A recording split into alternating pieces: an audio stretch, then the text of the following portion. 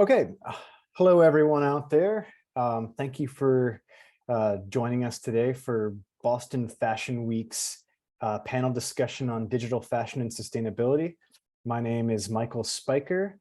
I am a philosopher who writes and speaks about aesthetics and have now moved also into the realm of digital fashion and the metaverse as far as research and writing. I teach at Massachusetts College of Art and Design and also Boston Architectural College.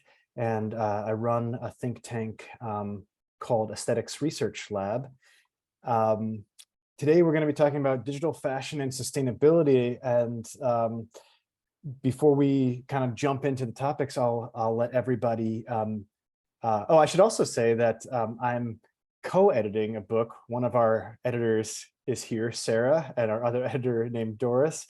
The three of us are co-editing a book on digital fashion, which will appear in spring of 2024. So keep your eyes out for that. And with that, I could ask Sara if you would start, and then whoever, introduce yourself and how you got into digital fashion and what you're doing now. Yeah, so my name is Sara Bernat. I am a sociologist and brand strategist, and my background, including my PhD research, is really in sustainable motivations that drive luxury fashion. I'm working for a global innovation consulting company called JAMAC. And about 2 years ago, I think like many other people during the pandemic, I started hearing about this new emerging category called digital fashion, and I was immediately fascinated by it. And it's kind of funny because it was only 2 years ago, but I had no idea what it was, where to find it, what kind of environments, who are wearing it. And I think like what really fascinated me was, well, of course, like it's crazy that suddenly you can wear fire and diamonds and just like all these like weird materials. But on the other hand, understanding these spaces and these hidden pockets that really didn't exist before and completely blew up social structures as we knew it. So that was my in to digital fashion. Leslie? Just get the mic on. Hi, Leslie Holden. I am a co-founder at the Digital Fashion Group, and we have been in existence since the beginning of the first lockdown in 2020. Before that, I was a head of a department in the Amsterdam Fashion Institute, the head of the fashion department. And I've always kind of been involved in some way in digital fashion. Back in the 90s, I was the Dean of Fashion for an American university with a campus in London. And I initiated a course in 3D virtual prototyping in the 90s. So you can imagine it was kind of a little bit more basic then. And then in 2007 in Amsterdam, I initiated a course there, and we decided to make it a pillar of our education. And it became one of the most important courses that we were doing in Amsterdam Fashion Institute. And indeed, Amber from the Fabricant was one of our first digital graduates, and there were many more. And Amsterdam is full of young digital graduates coming from Amphi. So I was really interested in the beginning of 2020 about a big question about the digitalization of fashion, but not just from the point of view of what we see in the metaverse now, but much more in how digital fashion could be, should be, a very pragmatic tool to ensure a more sustainable industry. So that was the reason that we started the Digital Fashion Group, was really a kind of research project primarily about who's doing what, why they're doing it, and how they're doing it. So we really reached out to lots of nascent technology companies at the time and spoke to lots of people about what they were doing, and we're really quite shocked that nobody knew anything about the fashion industry. Nobody had worked in the fashion industry, but they were actually developing technology for the fashion industry. So that was the beginning of our journey. And we thought, okay, there's a space for us here somewhere.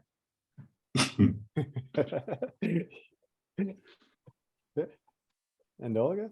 Yeah, so my name is Olga Chernysheva, and I'm a Chief Sustainability Officer at DressX. And DressX is a platform of digital fashion. So me, I'm actually kind of the outlier because I've never worked in fashion industry before. I'm actually a mechanical engineer, and I spent more than 10 years as a project manager on different industrial projects, which are not completely sustainable, not sustainable at all. But I followed my husband to Africa in 2017, and I started my nonprofit organization about the waste management and the environmental problems, because in Africa, there is nothing about it. And it's so beautiful place that I thought that I have to do something good for the community where I live. And this is how my way in sustainability started. And then when it was COVID in 2020, I was moved back to France. And I realized that I cannot do my work, which I've done for the sustainability in Africa, being in France. And it was the time when I just accidentally saw a news about one of the Russian designers who did the collection digitally. And I thought, that's it. This is one of the ways how fashion industry can be sustainable. And I think it was like, for me, a path to go into the digital fashion and to understand how digital fashion can help traditional fashion industry to become sustainable, because I contacted founders of DressX. It was even before DressX has been launched, by accident, and we started talking about sustainability and digital fashion. And I said that I want to be a part of this because I can see the huge potential for digital space to make fashion industry more sustainable. And this is how I entered. And I'm absolutely happy because I actually see the positive impact from digitalization in fashion industry to make this industry more sustainable, to change consumers' habits, how we consume things. And it's not only how we consume fashion, but how we consume physical items, and about understanding what does it mean to possess the physical item versus digital item. So it's a very interesting time we're living right now, and it's a very interesting moment where we're involved and change the things around us. Yeah, no, that's actually a really interesting point that you were making, because oftentimes when you try to change something, even like a smaller organization that's more self-contained, it's so difficult to get even something like that to change their habits. So it often takes something like a building relocation or some other kind of new system or a new technology to actually make that. So I thought we could begin with maybe what we might call the bad news. We don't have to dwell on this for too long, but maybe some people don't know why we would need there to be something to help fashion become sustainable. So I thought maybe one or two of you could give some reasons what's wrong with the fashion industry and why do we need something to help make it more sustainable. So whoever wants to, well, I certainly know you have stuff on this, Olga. Yes, of course. Well, United Nations called fashion industry one of the most polluted industries.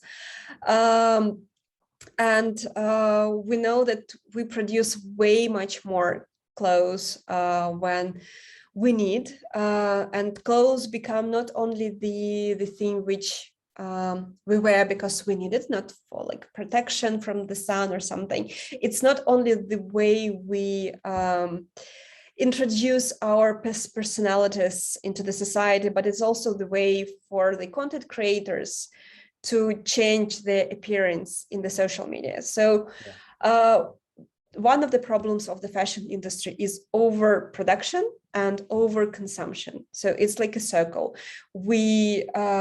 The companies, well, we won't say the mass market, produce way much more collections and they change them every, like how many, 2, 3, 4 weeks. and they drive us to go and to buy new things, to follow the trends and mini trends. And all this require resources, and most of the resources is water. It's also the energy, which leads to the exceed of the carbon footprint from the fashion industry. And in the end of the life of clothes, we have way too much physical waste.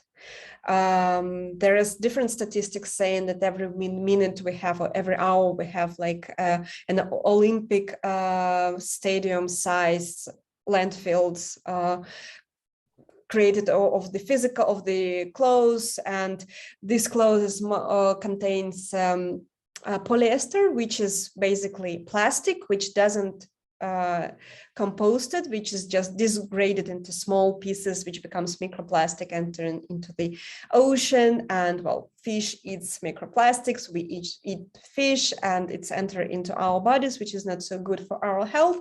So there are a lot of things about overproduction and overconsumption. Yeah, it's a bleak picture. Yeah, sorry about that, but you started. I remember being blown away when I heard that sometimes like most of the time when you return something that you bought online because it didn't fit quite right or whatever, that they just throw it out. Exactly. Looks like you're about to chime in. Yes, I heard about that as well. Yeah. Yeah. I thought you were going to chime in, Leslie. Yes. No, I can't chime in. I mean, Olga said so much and so many facts there. I mean, the other thing that I always kind of peddle out when I'm giving any presentation is, every second somewhere in the world, a truckload of textile waste is dumped into landfill. And I think that's such an Olympic-sized pool, that one I hadn't heard, but these are such sobering thoughts as well. And one of my main motivators in what we are doing is that I really see huge benefits in how digital can help drive us towards another kind of industry in so many different ways. But at the end of the day, we just buy too many clothes, and that's the problem.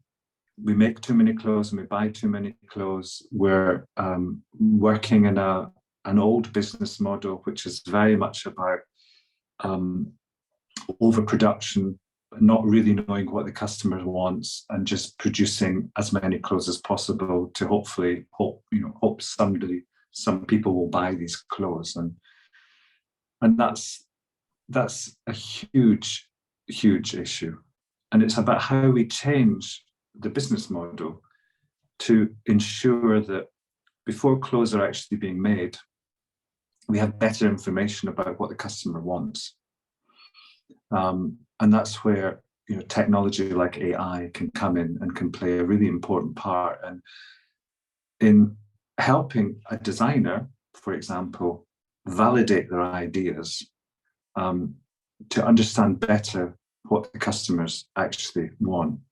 And in the Digital Fashion Group, we see very much in the future that the creative should be center stage in the data dialogue, being very close to the consumer, having an ongoing conversation with the consumer, so that the creative actually is more aware of what the consumer wants, and close to the manufacturers in an on-demand structure of manufacturing, so that digital will help us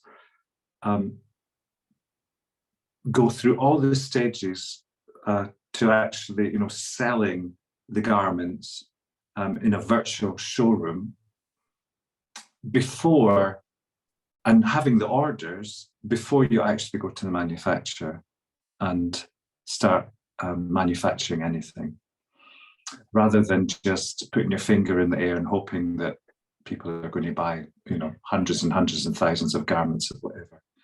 Yeah, I like this idea of the creative getting a bigger voice in this world, because I suspect there are some interesting people that had great ideas, but they were stamped out by certain personalities at the top.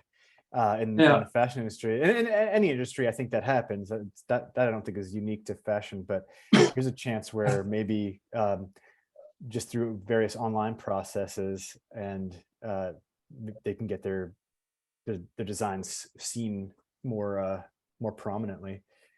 But also historically, the designer or the creative is placed in a little bubble at the beginning of the supply chain.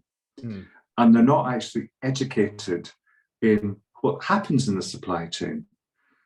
So you could say that many of the issues with sustainability actually happen right at the very beginning of the process, that the designers are creating ideas that perhaps they're not taking consumer desires, but sustainability into perspective. I was a designer, so I'm not talking from no knowledge here. I know how it works, and that's the way that we educate fashion designers.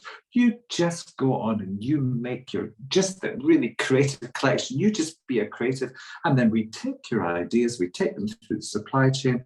Everybody, all the stakeholders in the supply chain have a little bit of changing it as it goes along. And at the end of the day, the design that comes out is not what the designer initially had in mind, perhaps, but a designer has to know more about the supply chain. They have to know what happens. Otherwise, how can they possibly make proper, informed decisions about sustainability at the beginning? Yeah. I find it mind-blowing how removed, like what you're saying right now, how removed they are. And they're basically just in this bubble. That's so incredibly crazy, just knowing what the operation chain entails. And I think, like, we oftentimes talk about digital fashion as this very sexy thing with all the filters, and it is super, super exciting. And I think in terms of self-expression and creativity, it's a very important facet. But I think for me, like, what is very exciting is blockchain technologies, for example, that are able to bring transparency to consumers. And I think, like, that's a different way to also look at digital fashion.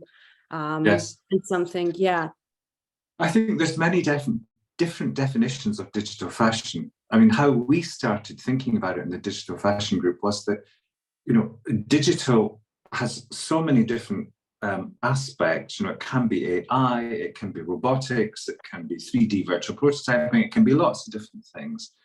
And that's really the pathway that we take at the digital fashion group. It's about digital in a larger sense.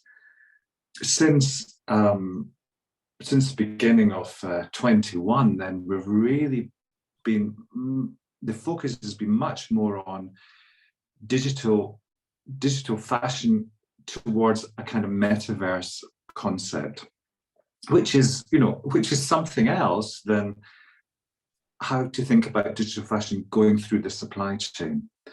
And from a sustainable perspective, we have to deal with how the traditional fashion industry is working. How can we make that better? How can digital make that better? From an augmented reality, digital fashion, as in DressX does, which is fantastic, because that in itself is another way of looking at clothes. That's really important. But how can we make sure that the industry itself is becoming more sustainable? And that's where so many digital technologies can come involved to make it a cleaner, a greener, more better industry. I'm sorry, my words are going all over the place today. So that's maybe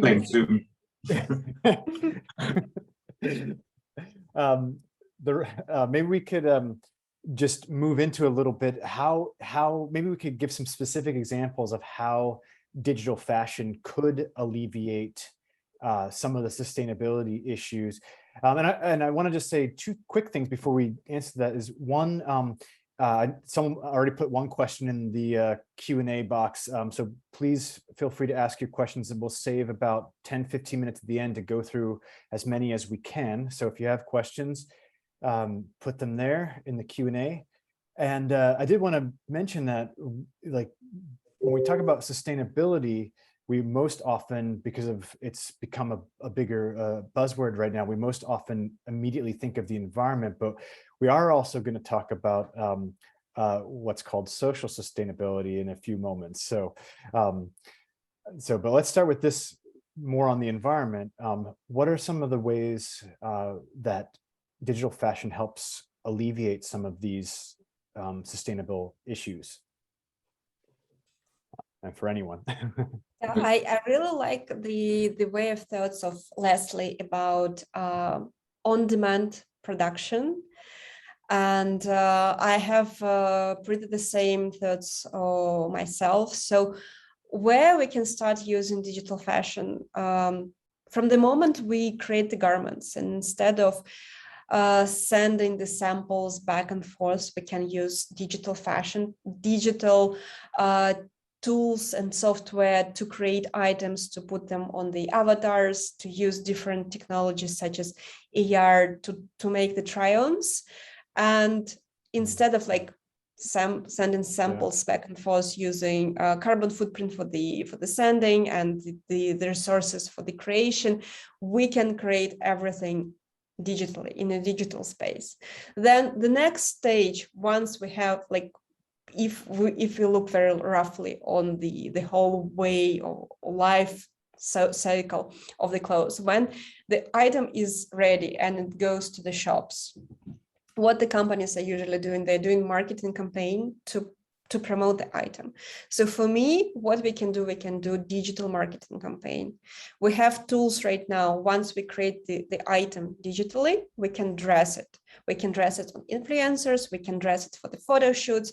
So instead of producing the item physically, we created digitally, we create the images to promote this item, and the consumers can see that using digital try-ons in shop. We already can see these examples, or instant dressing on the website. They can try the item on, and then if they like it, they can order it, and the production be on demand only when the person who actually orders. Yes, it will take longer time to produce. Maybe we can think about local productions which go into the social part. So imagine that you have a customer somewhere in France or in Belgium. So when you produce in smaller quantity, you can keep the production locally. You can produce it locally and you can deliver faster. So it less, again, carbon footprint for the travel. You provide the job to the locals, so it uses local materials. It's way more sustainable than produce somewhere in the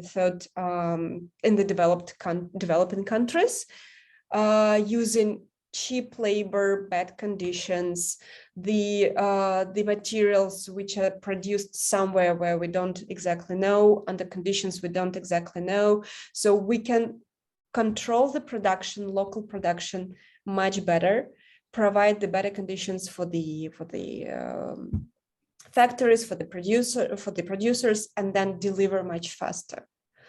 So for me, this is pretty the model which I can see where digital fashion can interact. Maybe it's like a ideal situation which will never come up, but I think that we can move there, and we can try to use this model. And in this case, we avoid overproduction, we avoid overconsumption, we give good quality or good work conditions for people, we use local materials. Yeah, I think it's one of the ways how digital fashion can interact. I agree totally. And I think that Europe particularly, and the States too, a focus on microfactories is very important. So local factories, as you were saying, but we still have the issue of fast fashion, and that isn't going to go away. I reckon it's just going to get bigger, and we have to think how we can actually make that industry cleaner as well. How can that be done? Because there's so many countries who are moving into maybe moving into more of a developing country status or more of a middle class status, or however you like to say it. They've got more money, they want to spend the money on clothes, and they basically want the consumption that we have. And we have caused this disaster, this sustainable disaster. But I think the microfactory idea is really perfect. That's how we should be working in Europe. And the States, of course. Yes. Actually, Tukatech in the States, Tukatech in California have established microfactories, and they're really successful. And for designers doing small runs, or individuals even can come along and have something made. Of course, you have to pay the money for it, but the opportunity is there. Yeah, I like this idea of getting kind of like the public opinion before you start making it, because there's some shirts or whatever other garments that people made and they just were not a good idea, and it somehow went through. I mean, it slips through the cracks, you know, of a company. They may have all liked it, but then, you know, all of a sudden they can now see it, and now they get to try it out on people before they actually make it, and then have to just throw it all out. And so I think that's a really good point. And can I answer one of the questions, because it's kind of linked to something that I said earlier, from Lynn Minjing. Would educating designers with industrial and production knowledge such as supply chain and niche market, etc., constrain their creativity? Yeah, I think that's a really good question, but you know, it's horses for courses, and I'm not saying that every single designer needs to be taught in this way, because fashion is such a huge democratic industry. Of course, there's always space for artists, but when you're working for a fashion company who are producing thousands of garments, the opportunities being an artist are very, very small. You're sitting behind a laptop or a computer, you're doing spec sheets. You need to know how they works. So I would say that one of the issues that I have with traditional fashion education is that students are all over the world are being taught to be artists. They're being taught to be on the catwalk. They're being taught to think they're going to be the next Alexander McQueen. And that just doesn't happen. And then there's a huge waste of talent as well. So we're wasting fabric, we're wasting garments, we're doing lots of waste, but there's also a huge waste of fashion talent, because they come out being very disappointed because they can't get a job being an artist or doing what they thought they were going to do, and they end up doing something completely different, which I think is a real shame, because the fashion industry needs as many people as possible who are being properly trained. Well, that's me off my soapbox. That, and I think also, I mean, on consumers, there is already too much responsibility now. To be able to buy a clothes, like a piece of garment, you have to know so much. You have to be so educated. And it's a very difficult terrain to navigate, to understand what went into design, who were dyeing pieces, what kind of materials were they using, what is the logistics behind it, how workers were treated in different parts of the factory. I mean, we cannot expect consumers to know all that. So it cannot, like, we need to find a more holistic system. And I saw something the other day that France is bringing in a law where every item of clothing has to have a clear description of how sustainable or unsustainable it actually is. Not just the label of the garment, but the garment, you know, so like 2,000 liters of water were used to make this top or whatever, you know. So, and France is going to bring that out next year, which I think is incredible. That would be great. Yeah. Yeah. It really needs to be that way, because right now it's just too difficult for consumers. And I think like there is also a double standard for consumers. You have fast fashion, and we are living in a consumer society, which means that we do need to express ourselves through our garments.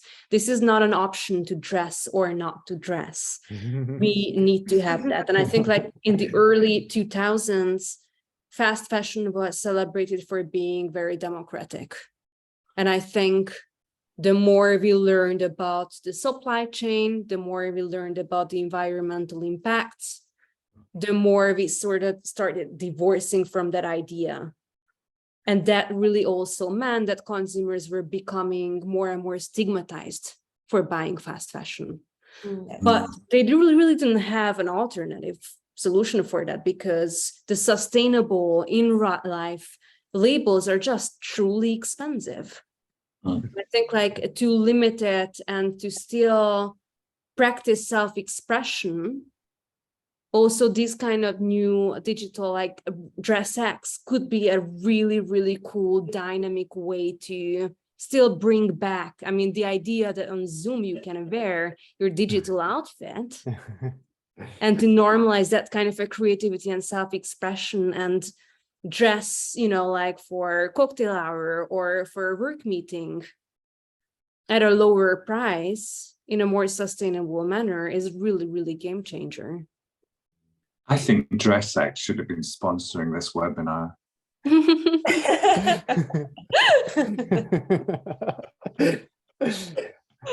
That's Olga, that's something we can do.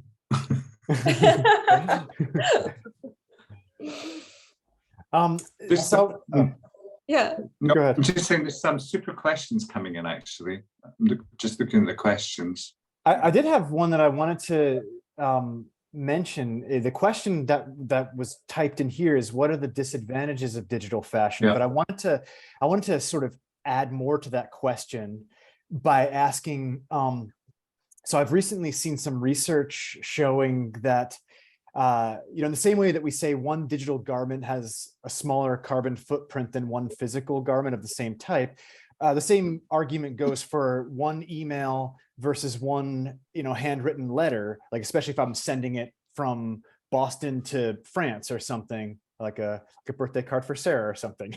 You know, like that one email is clearly less of a carbon footprint than one letter, but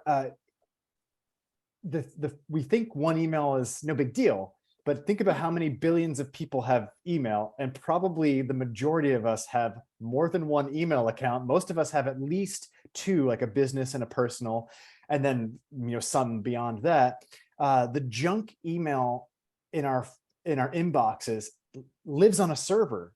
And so billions and billions and billions of emails live on a server. And I've recently started cleaning out my email inbox because I'm thinking this, a lot of research has come out that that's a bad, that this is really bad, the amount of server space.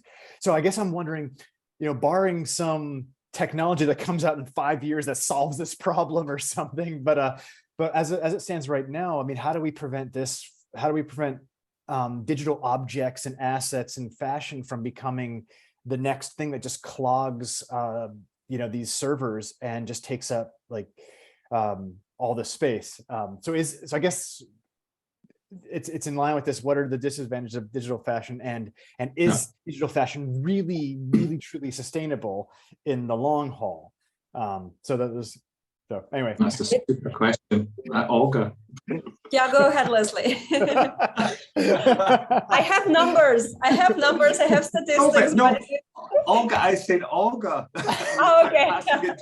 So yeah, I actually calculated the carbon footprint of the production of digital garments, and in average, the carbon emission of the production of digital garments is just only 3% of the carbon emission of the production of the physical garment. garment. It's in average. So if we take the jeans or if we take the cotton t-shirt, it will be different, but in average, it's just 3%. What does it mean? So if the digital fashion can replace the physical fashion in terms of the production, so we stop produce 1% of the physical goods and we replace it with the production of the digital goods, which is enormous amount, to be honest with you, we can decrease the carbon footprint from the whole fashion industry equal of the carbon footprint, annual carbon footprint of Denmark. Wow. So with just only 1%. So 1%, it's very huge amount for the fashion industry, for the production.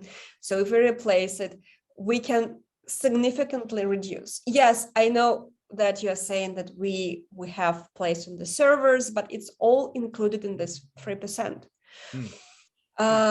So the impact is huge, and I'm not talking about the water, because the water consumption is enormous. So for the production of one physical item, we need 3,300 liters of water in average. So when we're talking about denim, it's 7,000 liters of water per item. Wow. So if we replace again 1% of physical production by digital production, I don't remember the number, but the number is huge. It's like whole agricultural usage of the water annually. That's how we can save just with 1%.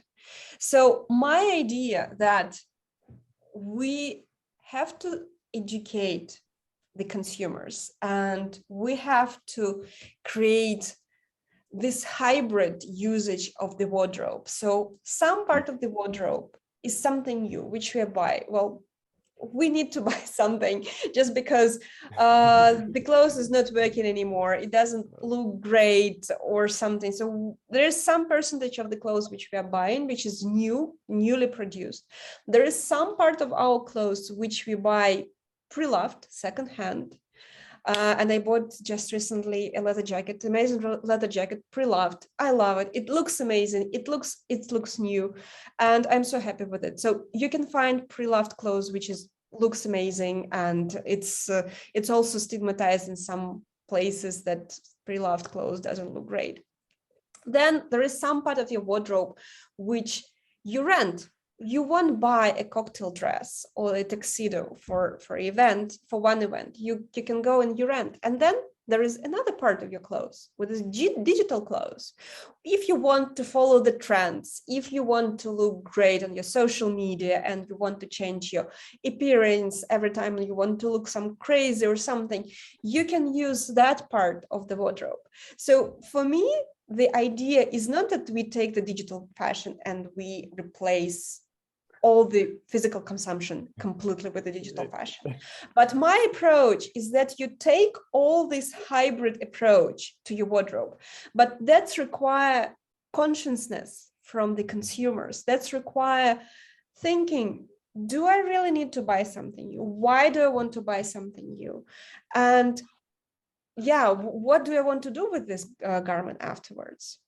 Yeah, So and it was just for fashion, yeah, digital fashion as it is, it's not the only way. It's not the one solution to make the fashion industry sustainable.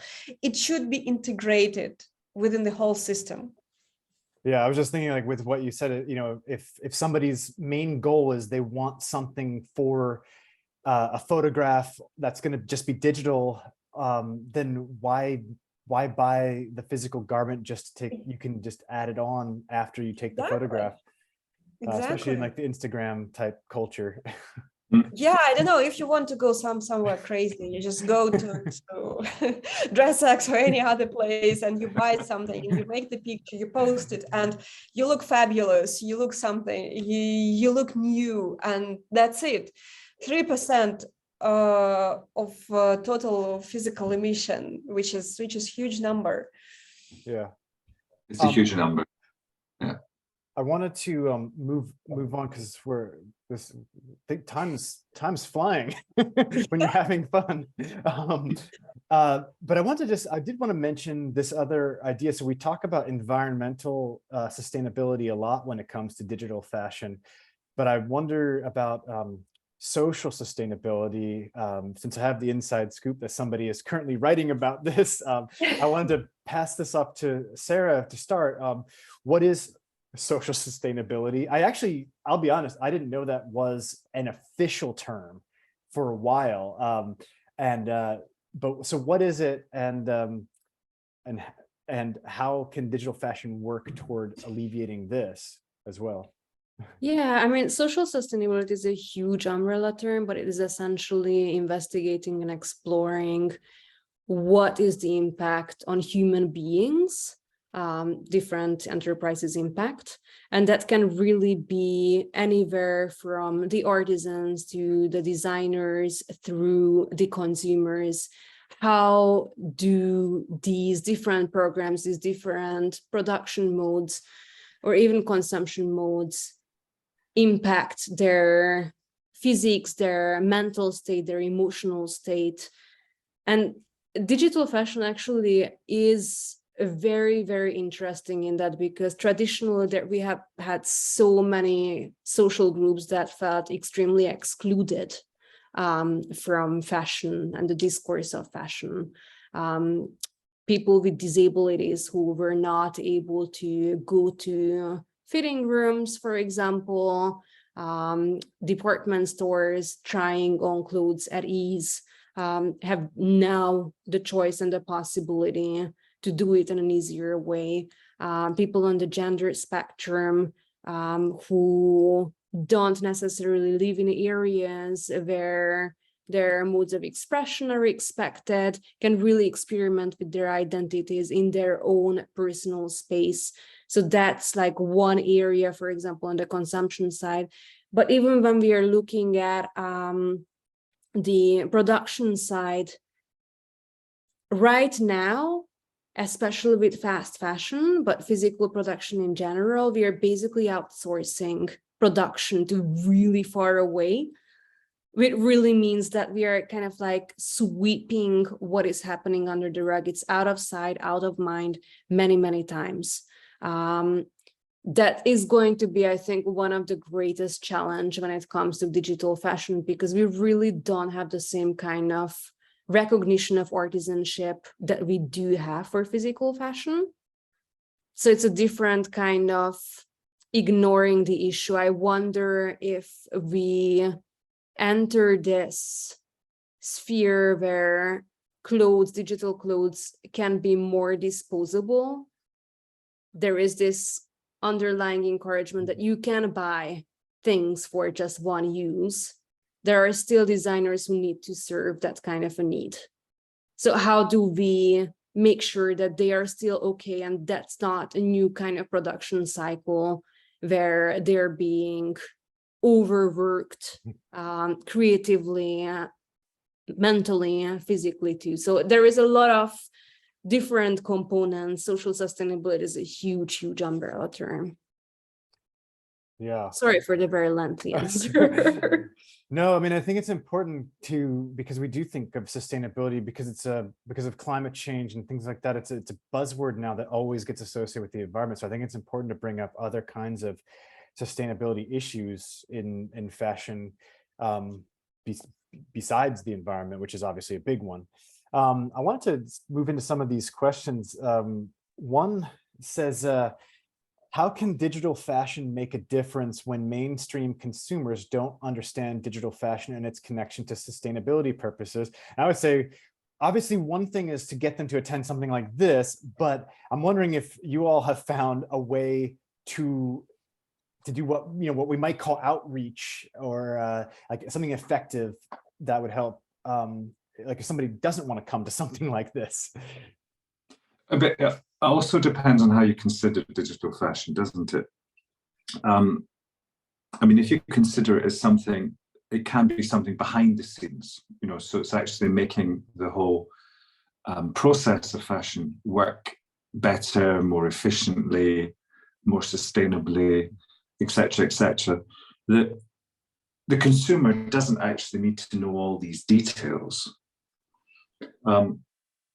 Digital fashion, from the perspective of try-ons and all that area which Olga was talking about, that's very much into the consumer taking responsibility as well for their purchases, for their consumption. And the only way that the consumer will start to understand more is that if retailers, companies, fashion brands are actually starting to use digital more in so many ways. So I think that's where the consumer needs to be educated, in the way that the companies really need to, first of all, step up and start using digital much more in the whole process.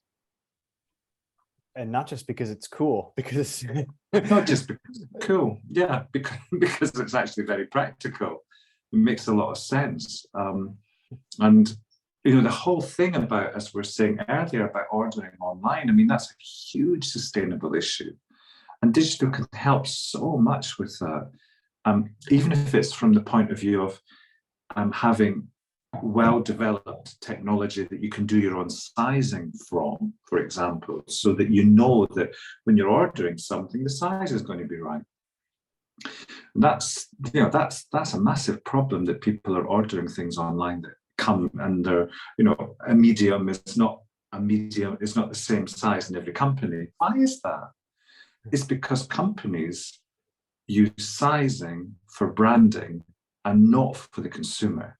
It's not actually for the reality of this will fit you. It's more what we see that we're, you know, we want to make sure that we're seen to be aiming at this kind of customer. So, you know, this is our size. And that's shocking, actually. It's the brands who have to kind of step up and make sure that people are educated properly. And they can only do that if they get more transparent. I mean, it's through so much of my research, I have seen that storytelling is incredibly important, but consumers are actually really, really hungry for data. They want to know. They want to be responsible, but it's very difficult when brands are not revealing data to them. Yeah, they're not, because quite often, it's not favorable. It's not good. I mean, it's very simple, but responsibility need to be both ways. Yeah, yes, absolutely. Yeah. Someone asks, do you think that the fast fashion industry will begin mass producing digital fashion? And what do you imagine the added impact of this would be? Olga. Well, I think if digital fashion can replace physical fast fashion, and let's call it digital mass market, the impact will be huge. I already shared the statistics. It's if we can replace 1% of the physical fashion with the digital, how much carbon footprint, water, and waste we can save. So if users start using digital technologies such as AR, which is instant dressing and videos and photos, instead of going to the mass market and buy clothes to create the content, to express themselves or try the trends, it will be fantastic. It will be like it will be the ideal world. So instead of producing all these clothes for the mass market physically, we do it digitally. So the thing with digital production, what you have also to keep in mind, that with physical production, you produce one t-shirt, so you have this, and you produce one digital t-shirt. So you have this 3% of savings. Then if you produce 100 t-shirts physically, for each you have carbon footprint accumulated.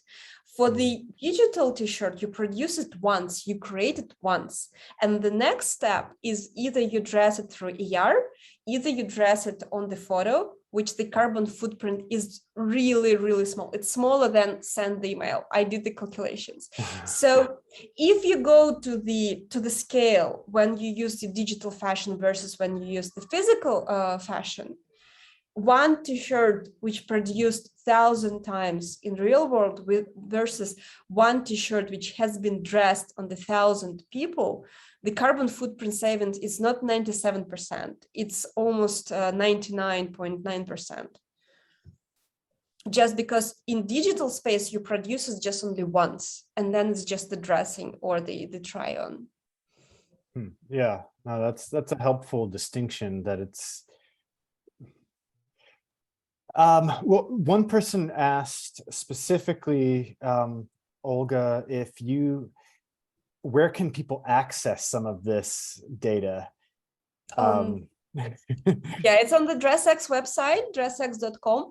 We have a tab which calls sustainability, and we publish all our annual sustainability reports. We publish our methodology, which actually has been reviewed by carbon flow accountant company, and right now we filed the patent on the methodology of calculating the carbon footprint. So let me just share the link to it, so you can find everything in our sustainability page.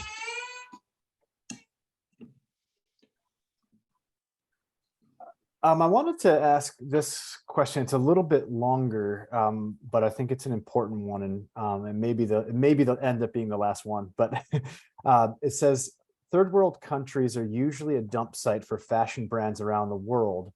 A large percentage of this population wears secondhand clothing, which I believe is quite a sustainable approach, but local manufacturers still engage in fast fashion, which continually contributes to the ever-increasing carbon footprint. Digitally, the larger percentage are also not familiar with Web3 or digital fashion. So how accessible is digital fashion to them, and how can we present digital fashion to them?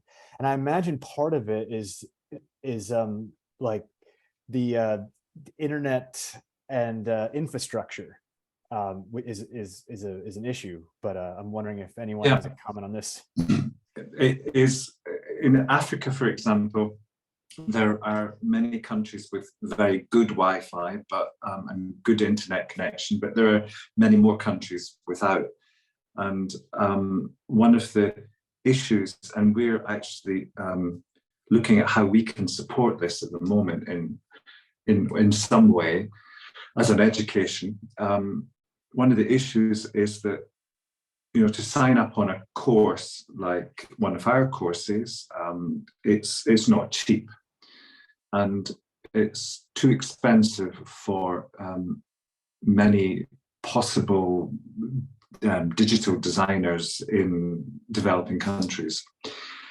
And that's quite concerning when you think then, perhaps, although we think about digital being very inclusive and diverse and all that kind of thing, there is an aspect of colonialism here, because the rich northern countries can afford to have this kind of education, whereas these countries cannot. And there's a lot of young talent in these countries who are really keen to learn more about digital fashion. So we have to think about that very carefully, and how we can support that better. And organizations like mine, we are doing this.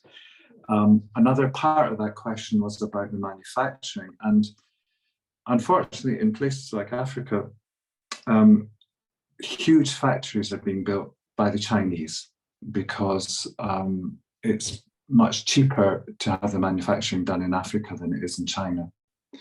Now, it's great in one way for the local population, because there's jobs and there's a more developed infrastructure. But on the other hand, it's kind of flying in the face of the culture that's there already, particularly where clothing is concerned. So yeah, there's many issues in these developing countries. Plus the fact that we send lots and lots and lots of secondhand clothes to Africa, and that's not necessarily what they need or what they want. So there's a huge waste of landfill waste of secondhand clothes, because they're not actually it's not necessary. Did I answer any part of that? I think so. Well, what I can say, I'm really sorry. What I can say, I live in Africa and I go to the local market, and I can confirm, I can see a huge, I don't know how to say it, but I can see a lot of aisles of clothes just lying on the street, on the ground, and they sell it, they resell it, and for us it costs like a couple of cents, but for the real local population it's a lot of money. And it's not something new, it's secondhand clothes which is coming from Europe, but it's huge aisles, really huge. Yeah. We're basically out of time at this point, but I did want to just have a quick, I know it went by fast. I just wanted to have a quick final, if anyone has a final word, or if you want to go around one more time and just have a closing remark, if you have one, don't feel pressure if you don't, but besides, everyone turn at least 1% of your clothing purchases to digital in the next year as soon as you can. Well, I think that we're on a good path. We just have to continue with what we are doing. We have to showcase to the brands and to the consumers the different approaches, how they can lead the business, that production and increasing like the sales every year, it's not the only way how they can be successful, and implementation different strategies like digital fashion. Digital fashion can be a new stream of revenue, by the way. So we have to continue this path. We have to continue, both brands and consumers, to change their habits and to think about their wardrobe beyond physical, and think about the whole digital, physical, and this is what you can use to express yourself and gain revenue. For me, it's super simple, I think. Digital fashion is really not a magic bullet. It's not something that will solve the world's problems. This is a man-made category in response partially to what we had in real life. But some of the issues are still carried over, and some of the possibilities, opportunities are trying to solve IRL issues. But it's very important to really realize and to note continuously that we are humans, we are making this category function, and we have to be very conscious, and we have to keep asking questions on how we are using it and what for, what is the end goal of it. Yeah. And for me, a finishing point would be everything starts with education. And we have to make sure that we're educating people properly going forward for an industry that we want it to be, rather than the industry it is at the moment. And higher education has to step up and take more responsibility for making sure that it knows what's going on and what will happen in the future with digital fashion. Yeah. Well, I'm glad we got to end on a more positive notes from everyone. Well, thank you to everyone who attended. Thank you to Sara, Leslie, and Olga for this great, wonderful conversation. With that, I will conclude recording.